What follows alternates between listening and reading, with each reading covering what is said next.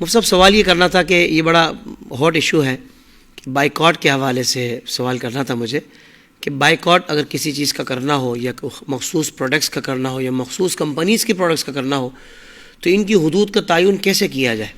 کیونکہ بعض چیزوں کو ہم چھوڑ رہے ہیں، بعض کو نہیں چھوڑ رہے. لوگ کہتے ہیں اچھا تم نے یہ چھوڑ دی تو یہ کیوں نہیں چھوڑ رہے، یہ بھی تو فلاں کی ہے، یہ بھی تو فلاں کمپنی یا فلاں ملک کی ہے. ایک بات تو یہ کی جاتی ہے. اور دوسری یہ کی جاتی ہے کہ بھائی بائیکاٹ آپ کر رہے ہیں تو اس سے بھی کسی نہ کسی طریقے سے مسلمانوں کو ہی نقصان ہو رہا ہے، کیونکہ یہاں تو بیچنے والے مسلمان ہی ہیں یا ان کے جو منتظم ہیں یا جو فرنچائز ان کے پاس ہے.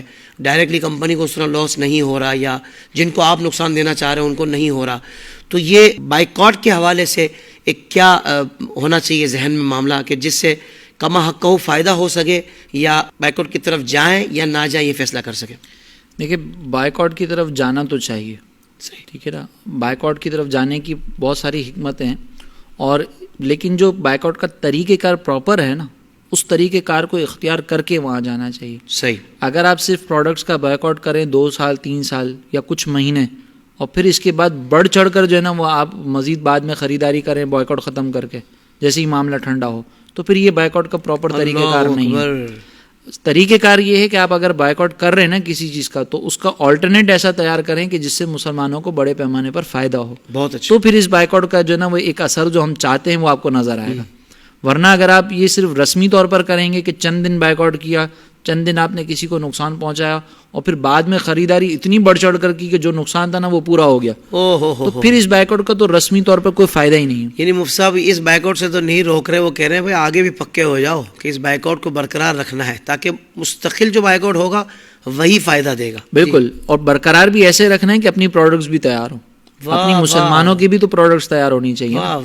تو اب اس انداز سے اگر اختیار کیا متبادل بھی تیار کرنا ہے. اگر ہم نبی کریم علیہ الصلوۃ والسلام کے انداز کو دیکھیں نا، تو سرکار دو جہاں صلی اللہ علیہ وسلم نے مدینہ طیبہ میں جب ریاست قائم کی تھی نا، تو پہلے جو ہے وہ مسلمان یہود کے ساتھ تجارت کیا کرتے تھے، لیکن سرکار علیہ الصلوۃ والسلام نے ساتھ ہی ساتھ مسلمانوں کو یہ ترغیب دی کہ اپنا بھی بازار قائم کیا جائے.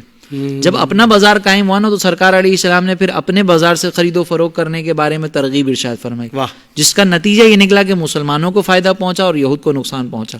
اس طرح کا بائیکاٹ کیا جائے. اب یہاں پر سوال یہ ہے کہ ہم یہ بائیکاٹ کیوں کر رہے ہیں، اس کی کیا حکمت ہے؟ اس کی ایک حکمت تو یہ ہے کہ ہم جا کر میدان جنگ میں اگر لڑ نہیں سکتے، جہاد نہیں کر سکتے وہاں پر جا کر، تو ایٹ لیسٹ برائی کو کم از کم اپنے دل میں برا جاننے کے ساتھ ساتھ اظہار تو کریں نا کہ ہمیں برا لگا ہے، ہمارے مسلمان بھائیوں کو تکلیف ہوئی ہے. اندر کی جو غیرت ہے نا، اگر آپ بائیکاٹ بھی نہیں کریں گے، بالکل نارمل لائف گزاریں گے، دل کے اندر تکلیف بھی محسوس نہیں کریں گے، تو یہ اندر کی غیرت آہستہ آہستہ ختم ہو جائے گی. اور کفار یہی کرنا چاہ رہے ہیں کہ مسلمانوں کو تھوڑا تھوڑا ٹیسٹ کرتے ہیں، ٹیسٹ کرنے کے بعد یہ چیک کرتے ہیں کہ غیرت باقی ہے. اگر باقی ہوتی ہے تو پیچھے ہٹ جاتے ہیں، تھوڑے ٹائم بعد پھر دوبارہ غیرت کم کرنے کی کوشش کرتے ہیں، پھر دوبارہ کوئی ایسا شوشہ چھوڑتے ہیں. تو اس طرح ٹیسٹنگ ہو رہی ہے، اور اس ٹیسٹنگ کے جواب میں ہم بالکل ہی ٹھنڈے ہو جائیں تو یہ غلط ہے. لہٰذا یہ بائیکاٹ کی ایک حکمت تو ہے اپنے اندر کی غیرت باقی رہے. دوسرا اس کے اندر جو ہے وہ آپ یہ کہہ رہے ہیں کہ بعض یہ کہتے ہیں کہ بھئی مسلمانوں کا بھی نقصان ہو رہا ہے، تو ٹھیک ہے وقتی طور پر ہوتا ہے. اگر کمپنی بند ہوگی تو جتنے مسلمان امپلائیز ہیں وہ جو ہے بے روزگار ہو جائیں گے. لیکن ہم نے ساتھ میں یہ کہا تھا کہ اگر وہ کمپنی بند ہو رہی نا، تو دوسری کمپنی اتنی شاندار ہو کہ یہ امپلائیز یہاں سے بے روزگار ہو کر وہاں پر روزگار حاصل کریں. وہ دوسری کمپنی اگر آلٹرنیٹ تیار کر رہی ہے اپنا وہ بہترین طور پر، تو وہ ان کو آفر کرے نا کہ بھئی وہاں سے جاب چھوڑو ہمارے پاس آ جاؤ. لیکن ہمارے یہاں پر مسئلہ یہ ہے کہ ایک طرف تو مسلمان غیرت کا اظہار کر کے بائیکاٹ کر رہے ہیں، اور دوسری طرف وہ کچھ لوگ ہیں کہ جو اپنی بغیرتی کا اظہار کر کے ان پروڈکٹس کو مہنگا کر رہے ہیں کہ ہم لوکل مارکیٹ سے خرید رہے ہیں تو چلو اس کو مہنگا کر دو. جس پروڈکٹ کو پہلے کوئی پوچھتا نہیں تھا وہ مہنگے داموں بیچ رہے ہیں، معیار گرا رہے ہیں. تو اس انداز سے کیا جانے والا بائیکاٹ غلط ہوگا. اگر آپ بائیکاٹ کر رہے ہیں تو پھر اس بھرپور انداز سے کریں کہ پھر اس کا آلٹرنیٹ تیار ہو، یہ دیر پا چلے، اور ایسا نہ ہو کہ وقتی طور پر. اور مسلمانوں کا جو سرمایہ ہے وہ مسلمانوں کے درمیان رہنا چاہیے.